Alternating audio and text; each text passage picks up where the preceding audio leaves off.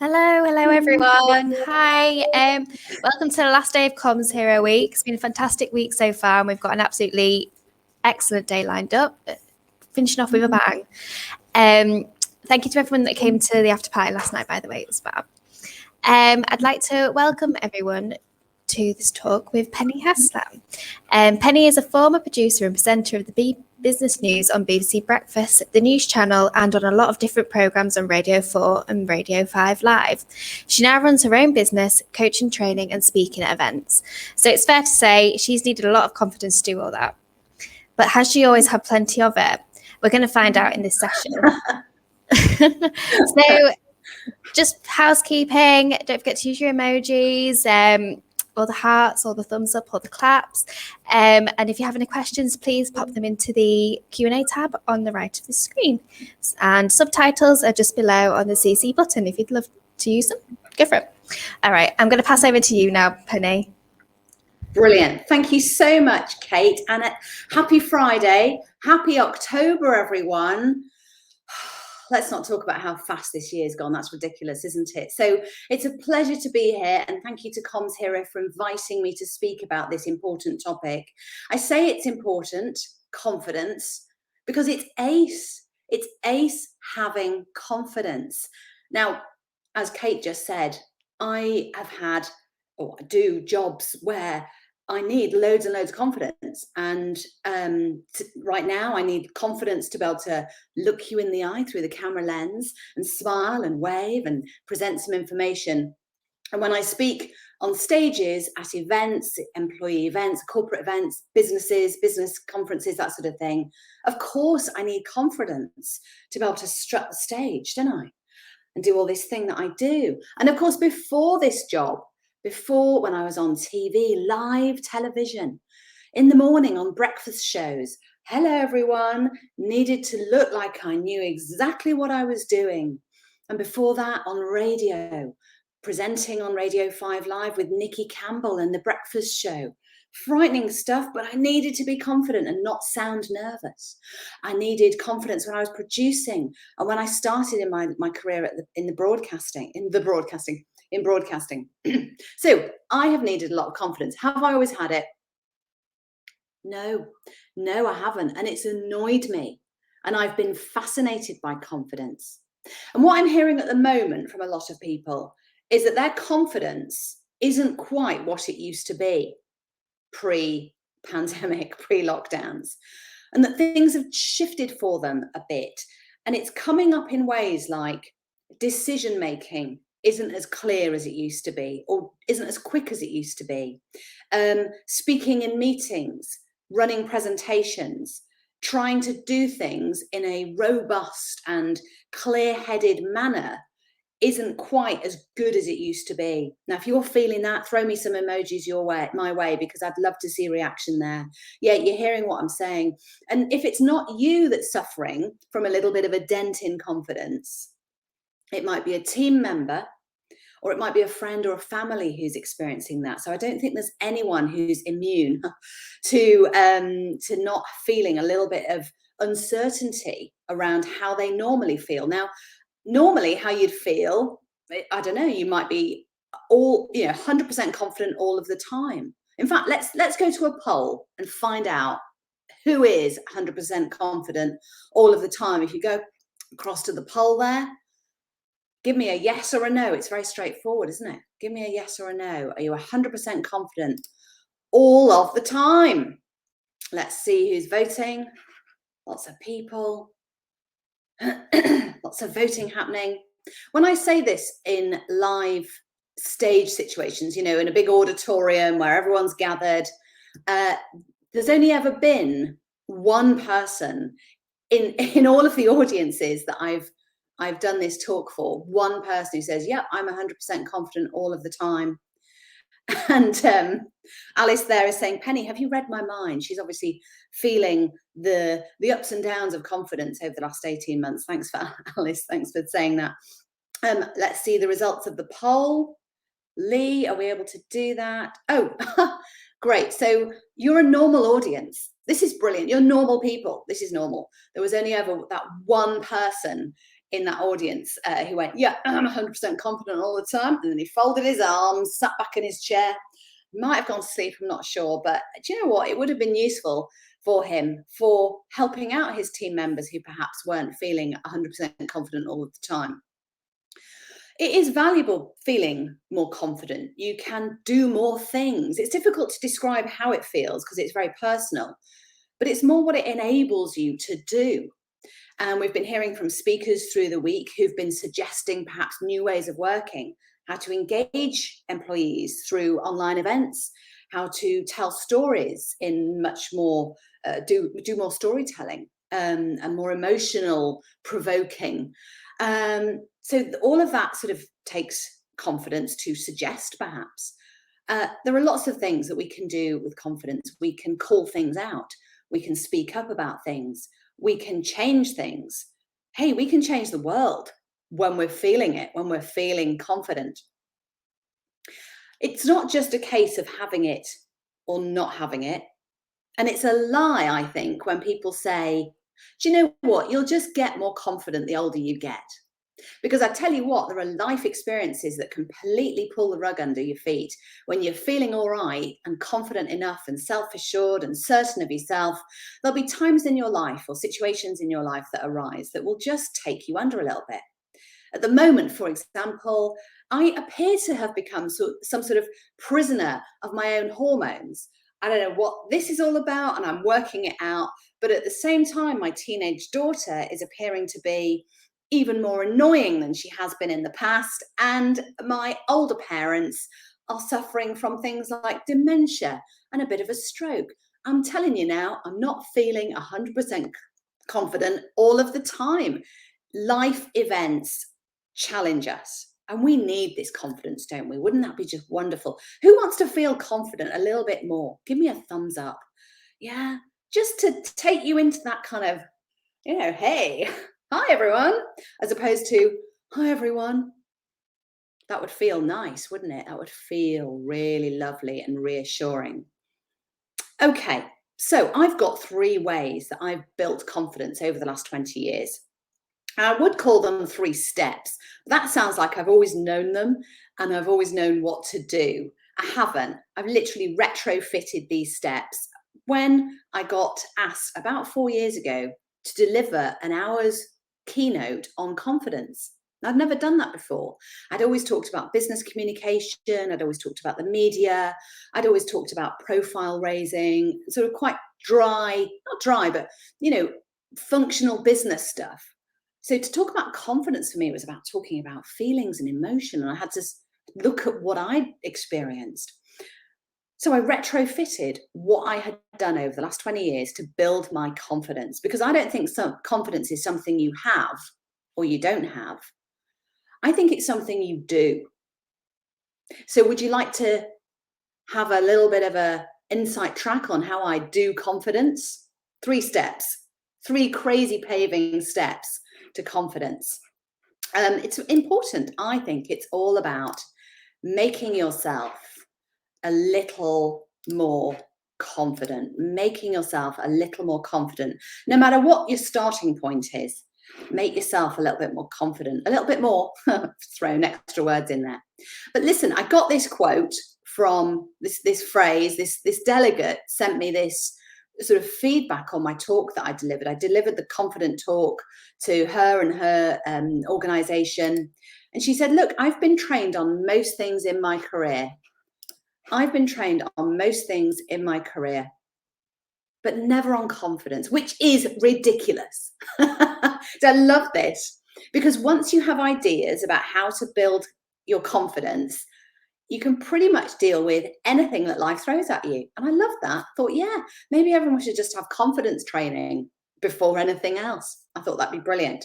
So let's start with step 1, looking at something called self-talk.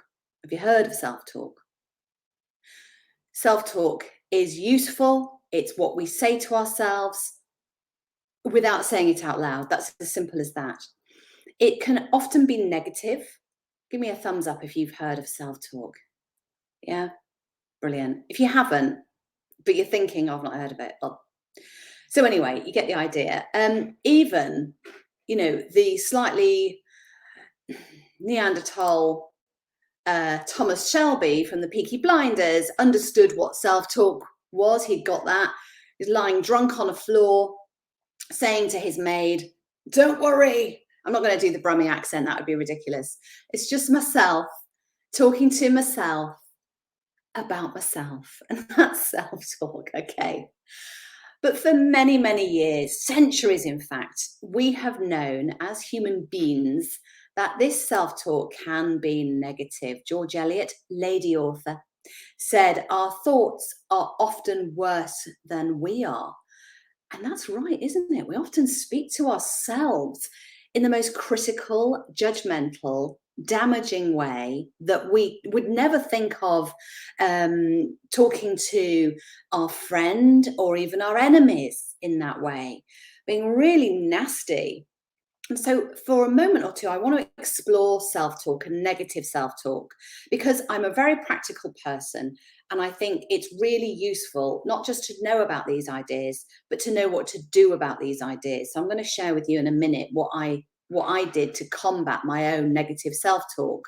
But first of all, I'd like to just share with you a video of that first ever talk I did talking about negative self-talk because it explains what it is and also why we've got it. And I think that's useful to understand. So Lee or Kate, can you get on the old Run VT? Self-talk. The voice inside your head, the voices inside your head. If you're sitting there going, I have no idea, saying to yourself, I have no idea what self-talk is, well, that's self-talk, okay? It's the voice that says it's cold outside, put some socks on. Why does it come about? Why have we got negative self-talk? Well, it's that old human instinct, that animalistic instinct that we just we struggle to shake off, frankly, fight or flight. So the negative stuff is to help protect us from the world, our environment, and everything. And so you imagine, right, a caveman or cavewoman with their cavey life partner, okay? Going to sleep at night in the cave, underneath the woolly mammoth rug. I don't know what they're doing. Clean their teeth, oh, I don't know. So they're lying there. And then all of a sudden there's a noise, a rustle, a sound. What is it? What is it? What could it be? And it's at the cave opening, It's not a door yet, is it? Do you know what? I once had, just a quick aside, I once had a dream, right, that I was a cave woman. It's a brilliant dream. I'll never forget it. Cave woman. There's a bunch of us on a beach. We're kind of squatting down like this. I won't do that. Squatting down, and we're throwing rocks.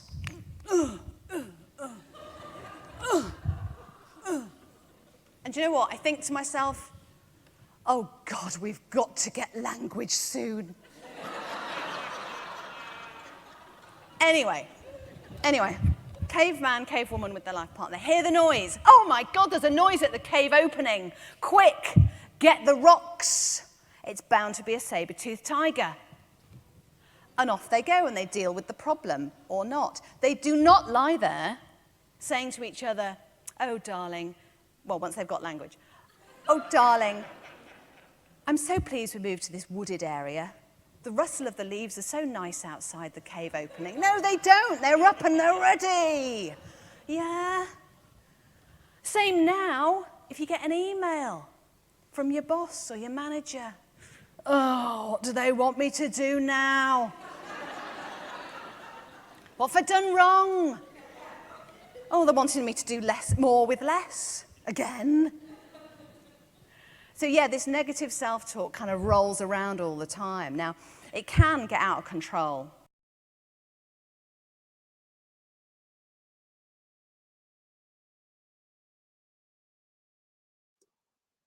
Sorry about the salesy ident at the end there. Normally cut out at that point. But anyway, so negative self-talk that rolls around all of the time can get out of control And it can be a problem. And it was a problem for me when I first started my first job, or my first proper job at the BBC. I'd been a researcher and a secretary, but I was stepping up to a role that required me to be, in control, knowledgeable, wise, a position of authority. I was a senior producer on a BBC Radio 4 programme called Moneybox, which was all about personal finance. And I did have a bad case of imposter syndrome because I didn't feel, well, I didn't actually know much about personal finance. It wasn't that I didn't feel it. I actually didn't know much about personal finance, but everyone around me seemed to. Everyone around me seemed to be expert and knew what they were doing. They knew about the FTSE 100. They knew about tracker funds with profits, mortgages. I knew about student debt, overdrafts, credit card debt, quite the opposite end of things. And I used to think that I was going to get found out. And it was that fraudulent sort of, oh, look at you. Who do you think you are voice in my head that gave a voice to my imposter syndrome. And it used to follow me around, this voice. Oh, look at you. Who do you think you are? Off to the BBC, are you? What, with your fancy job? Yeah, going to know what you look like. You know what you're doing. You don't.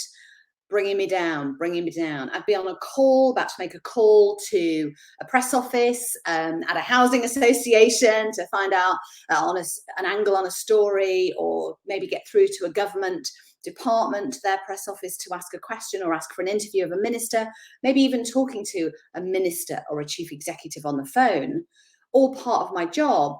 But the self-talk would be there. Oh, look at you, about to call up the Department for Work and Pensions, are you? You don't know what you're talking about. You don't know what to ask, right? And all day long, and I'd be in the studio in the afternoon, maybe about to record an interview with somebody. And even though I was on my own, I felt like I was being followed by this voice that was saying, oh, you always ask really long questions, not like everyone else. Now, this voice, of course, was me trying to keep myself down, back, low, playing small, to protect myself from the saber-toothed tiger. But it's running off an old operating system, this voice, and it's no longer of any use. One Christmas, I was having a chat with my mate Bridget. I was like really under it. I was thinking, I should be really enjoying this job, shouldn't I? I should be really enjoying my success and maybe even thinking about what's next, but I'm not. I don't even think I should be here. I literally think they are going to come and get me and find me out. And that's rampant imposter syndrome. And the rampant self-talk was going along with that, the negative self-talk.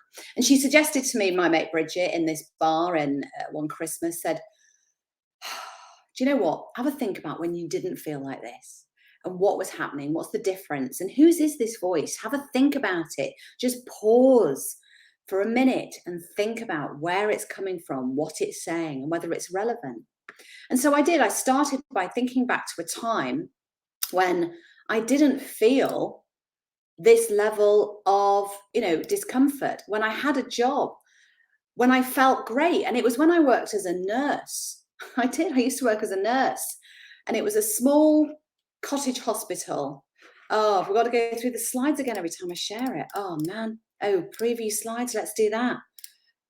Yeah, look, this is the job as a nurse in my small cottage hospital, where I felt in good control. I had no negative self-talk. I knew what I was doing. And it wasn't a problem. So what I worked to do was to identify this voice, to separate it out from mine. And that's a really crucial starting point to helping you overcome any negatives that you've got, to get to sort of challenge, really, which would be the next step. Challenge this voice, challenge the headline of it, because negative self-talk is old operating system. It's fight or flight. It's from the caveman times. So it's going to be only able to speak in headlines to you. And they grab your attention, don't they? So you might be saying to yourself, oh, God, you've got that blouse on again. It looks really stupid around your neck with a bow. Or, oh, Why did you say that? Oh, you idiot. Things, it's just basic headline stuff that actually feels part of you. So separate it out, listen out for the bold headlines that are trying to grab your attention, and challenge them. Challenge them with evidence, more of a paragraph, more of a detailed description of why you're not like that, and some evidence as to when you weren't an idiot. Well, normally I'm not an idiot. Normally people listen to me. Normally I say the right thing. For example, last week in the meeting, I landed that sentence beautifully and everyone nodded around the table. So I do know what I'm talking about. So whatever your kind of little chink in your armor is, where your headlines are flooding through, try to challenge them with good evidence that that's not the case. And slowly, over time, you can begin to extinguish your negative self-talk. I know this works for me brilliantly. I know it works for me now when it crops up, when I'm not feeling great. So it's this whole, like, you do confidence, you don't just have it. It's work. You do some work. For some reason, I seem to think that whenever I'm in my garden and I don't really know what I'm doing, the neighbours are looking at me, right, out of their window. And then their voice, in my mind, they're going, she doesn't know what she's doing with that geranium, does she? No, she doesn't. Look at her. She's deadheading before it's time. I mean, it's ridiculous. And I look up at the window and they're not even looking at me. And in fact, they might be on a 2-week holiday. So, it's all in my head. So if I notice it, I'll challenge it and go, well, actually, my hydrangeas every year, or geraniums or whatever they are always wonderful. Thank you very much. I don't need you right now, voice, whatever you're trying to do. And you can extinguish it. So you might notice there a fantastic acronym that's appeared, which is to ice your negative self-talk. I for identify, C for challenge, E for extinguish. Ice it. It's very powerful stuff. The captain of the Titanic knew that.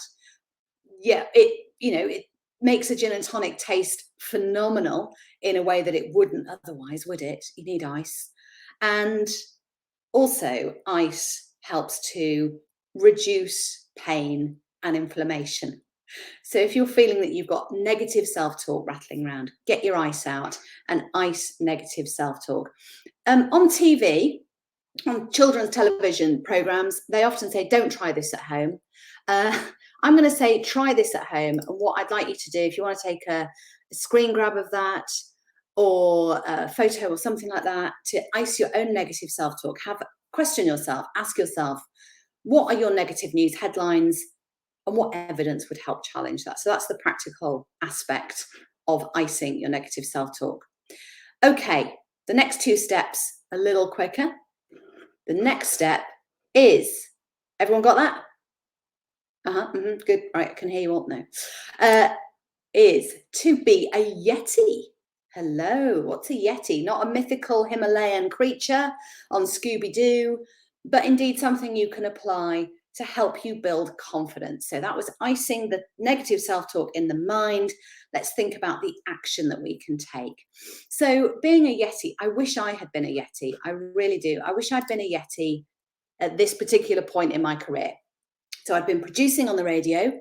I got a call to ask if I would present on television. I checked my diary. Yes, I was free. So yeah, it's a fantasy I'd always had about being a TV presenter. But the negative self-talk had sort of held me back a little bit. I've not had the best confidence around putting myself forward for things. But somehow this chance bit of luck came along.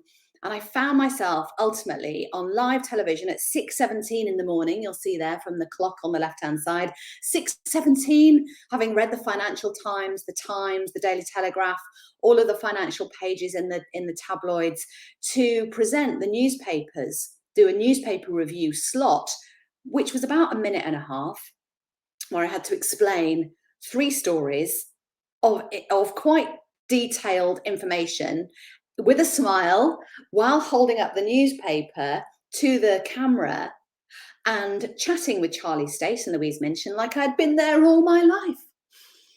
So not only did I have a bit of self-talk going, you can't do this, I wasn't in the right frame of mind to to embrace what it could be. So I was telling myself, I can't do this. I can't do it. I found it difficult. I hadn't had any training. You know, I shadowed somebody for a day and then was like, whenever the green light is on the camera, smile and look into it and say the words. Yeah. There was so much more to it. And the feeling of uncertainty around my skill set was punishing. It really was. And every time I came off air, I'd be like, oh, I managed it. I didn't screw up. That's not great, is it? To be in a position where you're doing your job and you come away from it going, well, I didn't screw up. That's no position to be in, I have to say. So I can't do this. I can't do it. I can't do this newspaper review. I can't listen to the earpiece and be able to speak at the same time. I can't do outside broadcasts. I can't do interviews with big chief executives about market results at 7 o'clock in the morning. I don't know if many people can actually, but I kept saying I can't. And I wish I hadn't, because it held me back. Again, I couldn't enjoy my success. So it came to a time much later down the line when I was in charge of this football team. It's the Lim Rovers in Cheshire, girls team, under 11s. And there we are at Monday night training. Yeah, Monday night training. Not every Monday night, by the way. It was the one before Christmas, which is why I'm dressed up as a Santa. My daughter, who is on my left-hand side next to me at the back, is clearly not that impressed, is she, really? And the rest of them are seemingly having a good time. But one of the people on that team, one of the girls on that team, just kept saying she can't, I can't. Whenever they were learning a new skill, dribbling, passing, anything, she'd always run up to me and go, I can't do it. I can't do it. And I thought, actually, you're a bit negative and a bit annoying. So come on, let's change the attitude. And as a motivational speaker, you'd think I should be able to help her. And I just said, you know, for goodness sake, every time you say I can't, just add the word, add the letters Y-E-T next to what you're saying, after what you've said. It took a minute. Yeah. Oh, yet. Okay. I can't do it yet. Oh, I can't do it yet. Yes, I might be able to. And from that, she was sort of more energized and more enthusiastic and a bit more open-minded, a bit happier, frankly. And I wish I'd been able to say that. So think about what you might be saying to yourself about what you can and cannot do. And these things often show up on your to-do list or your to-don't list as things that haven't got done, or your wish list. The bit of your brain that goes, oh, I wish I'd been able to do that, but I can't because I'm too old, or I've let it go, or I'm not qualified, or I haven't got any experience. And it might be something that would help you advance your career. So you might be saying, I can't have that difficult conversation. I can't ask for that pay rise. I can't ask for that senior role model who I think is ace for a coffee to share how they did it, or to even ask them to mentor me. I can't deliver a presentation without losing my mind. I can't apply for that job, or I can't, and this happened in one of the team workshops that I ran on confidence for a comms department. Someone said, I can't lay the laminate flooring in my kitchen yet. I'm going to have a go this weekend. And so the yet transitions us from a closed, defined statement of what you can and cannot do to opening up options. So I can't do this yet. I'm going to Google it. I'm going to buy a book on it. I'm going to ask my dad to help me. I'm going to ask a friend. I'm just going to put it out on Facebook that I can't. And has anyone else got experience? So it moves you on. It's a fantastically powerful word. So become a Yeti. And if you want to play along at home, this is how you do it. What is lurking on your to-do list or your wish list? What do you or who do you need to get started? What action can you take? And that in itself builds confidence. So think about that. And finally, the final step before we head over to Q&A.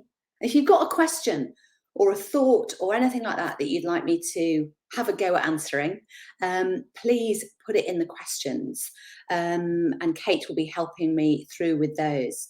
So finally, final step really in helping you understand confidence and how to build it for yourself. We've had some mindset stuff with ICE, your negative self-talk, skill set stuff with have a go at stuff, what's, yet. But for me, deep down confidence, I mean, really properly copper bottomed, fantastic, feel it, live it all the time, happened when I got another phone call. I'd been on live national television on the news channel and on breakfast, and I got a call from a comms department, a PR department. It said, hello, we're not saying you're fat, but would you like to lose weight and take part in a national advertising campaign and become a celebrity brand ambassador for Weight Watchers? I was like, I'll check the diary. I was on a Filofax then, which is why I lit my finger to move the pages. I'm obviously on my phone nowadays, but I checked my diary. Yeah, I'm free. And I left the BBC. I left that challenge and I entered a new era in my life. And that took bravery and confidence, you could say. But it was necessary. I really, really fancied having a go at this. And I did need to lose weight. I was carrying post-baby weight. And yes, the baby was about 7 years old at this point. But, I wasn't feeling great. I was tired a lot. My knees were hurting. My clothes felt uncomfortable. And I wasn't feeling super confident around how I felt. And I thought, well, yeah, why not? Why not? I can do this. And it got me thinking about a new thing. It got me thinking about values in a sort of circuitous route. Values is not a spelling mistake. It's actually on purpose. Because often when we hear about values, we hear about company values, organizational values, that sort of thing. But I'm talking about your values as an individual. What do you believe in? What do you stand for? What are you prepared to stand up for? Now, the Weight Watchers contract helped me enormously, not only to lose a bit of weight, but also to think about what I wanted and who I was. And they said to me quite early on, we don't want to put you in a position where you're doing something you don't want to do in this advertising campaign. I was like, right, great, okay. I tell you what I don't want to do. I don't want to be seen to be walking through a high gloss kitchen eating a yogurt, because that isn't particularly genuine or authentic and it doesn't help people. But I want to show the real humanity of it all. I want to be authentic. And I'd been inspired by a campaign by Adobe Stock Photography that had said, look, we don't need to be showing this anymore as stock photography. We don't need to be showing hashtag women laughing into salads alone. Seriously, hashtag, Google it, look it up, whatever you want to do. Women laughing into salads alone. It's hilarious. And when you see it a lot. I didn't want to be part of that. I wanted to be authentic and human and show the challenge that is being a woman who wants to lose some weight in this silly, silly world that we live in. So I was in a script meeting with this person. You might recognize her, Patsy Kensit, or unkindly, as she was known in the tabloids at the time, Fatsy Kensit. She was also a celebrity brand ambassador that year as well. So we got to work on a campaign together. And the script meeting for that was in a really nice hotel in central London, in a private meeting room, and we're all there. We're with the client, Weight Watchers. I'm with Patsy, me, and then Saatchi & Saatchi, the advertising agency. Wow, I wasn't sure who'd written this script for the advert that we were going to be appearing in together, but I didn't like it. It wasn't something I wanted to do, and I'd been asked, what don't I want to do? And I don't want to do this. And I looked at it and went, well, it's obviously great, but it's a bit old-fashioned, I think. Ooh, I was putting my head above the parapet. I was saying what I believed in. I was standing up for something. Because actually the advert suggestion was for me and Patsy to sit in a kitchen making a cake and laughing about how easy it was to lose weight on Weight Watchers. It was ridiculous. It was very sort of putting women back in the kitchen, making them look like they don't have anything else to do other than make cakes. Now, Patsy and I, both single parents, both funny, engaging, hardworking women who didn't have time to hang out in each other's kitchens. And as Patsy Kensit said, we don't even know each other, and continuity is going to be a massive issue here. So I felt I'd stood up for what I wanted and what I needed to say that would help advance very, very little, in a very small way, how women came across in the media and on adverts. And luckily, happily, they listened and they changed it. And we campaigned in that meeting to be allowed to meet in a coffee house, to have a quick coffee as women do, as friends do, to get a bit of a tonic of each other's company, good for the soul, quick chat. And here we are in that cafe, looking like we'd lost weight and having a lovely time with our skinny lattes. So that was the outcome of that. But what it made me reflect on was what my values were.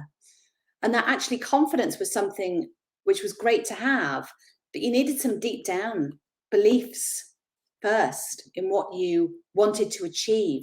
And often we think of values as being on a laminate, maybe if you're lucky, painted on the wall somewhere, or on a mouse mat, along with your vision and your mission, your values there. That was from a hospital, from an NHS hospital that I went to regularly for a little while, and close up on the values there. Patient first, excellence.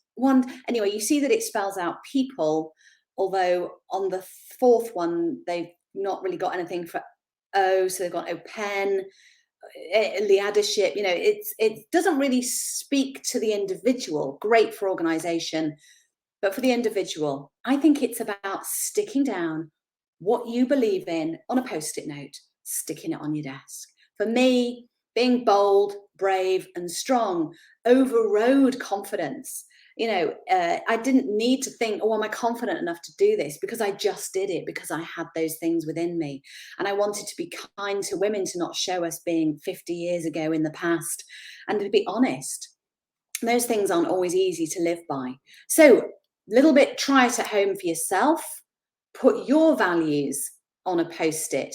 Now, values are easy to come across. You just Google some values and they come up, and there's a masses of lists on values. So pick 5 or 6, because that's what fits on a Post-it, that feel right to you, and ask yourself, what do you stand up for? Why?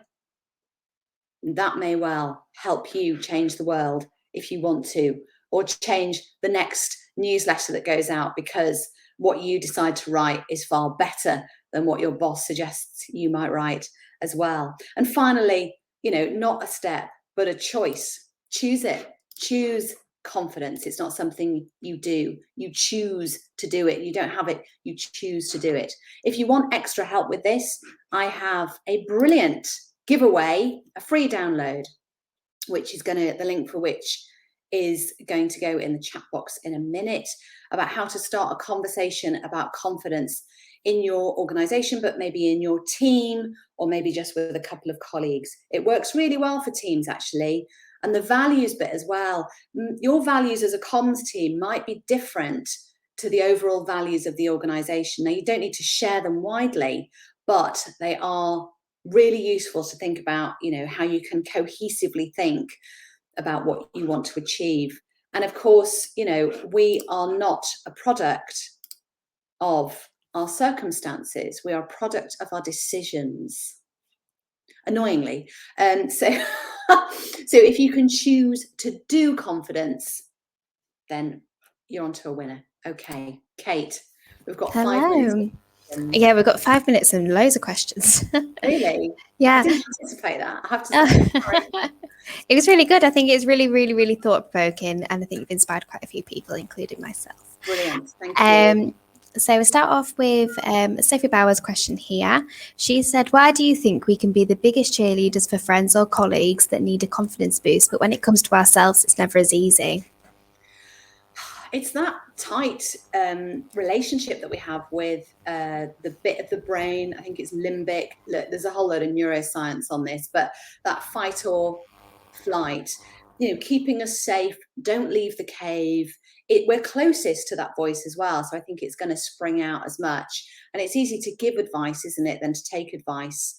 But I find the best way to help yourself is to give yourself time on this stuff. Now, you can take as much time as you need, but reflection, self-care, even what I do every day now is to write 3 pages in a journal. Like a year ago, if someone said start journaling, I would have gone, yeah, right, what am I going to write?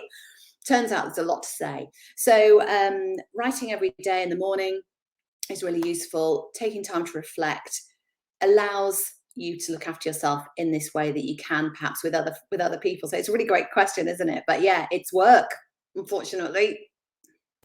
That's great. And then we've got one here from Baz from Red Kite Community Housing. She said, has someone ever contributed to your confidence, and what did they do or say to build up your feeling of self-worth? Baz, that is a really good question, and I like it because, yes, somebody has helped my confidence, and it's my husband. I, up until the point of leaving the BBC 10 years ago, had a series of really negative relationships, because my own self-talk wasn't great. I allowed other people to talk to me in that, sort of negative way as well. And after taking time out from relationships and building my confidence alone, I met my husband who, he's not a sycophant, but he's a big fan of mine. And I've not had that in the past. And so he's my cheerleader without the outfit. And I love that. And I was able to be open to it. And so I think if you're going to build your confidence, you need the right people around you. You need to think about who is on your bus. Who's on your bus? Are they slagging you off and causing you a difficult journey? Because you're in charge of that steering wheel. You can say who's on the bus and who isn't. And if they're not helping, kick them off the bus. And I've had a lot of a few, a bit of what they call it, attrition in friendship terms of people who just haven't had my back. So I have good people on my bus now, and you might say around your board table or on your front row or on your boat, whatever you want to say, but good people around you will boost your confidence for sure. But ultimately, it's your job to do that alone, really. That's great. And Penny actually talks a bit more about the bus concept, and there's a little commsHERO short that's available on Spotify and stuff. I'm sure someone will put a link in the comments. Yeah, It's trying to hint to the team here to say someone Google it and come on.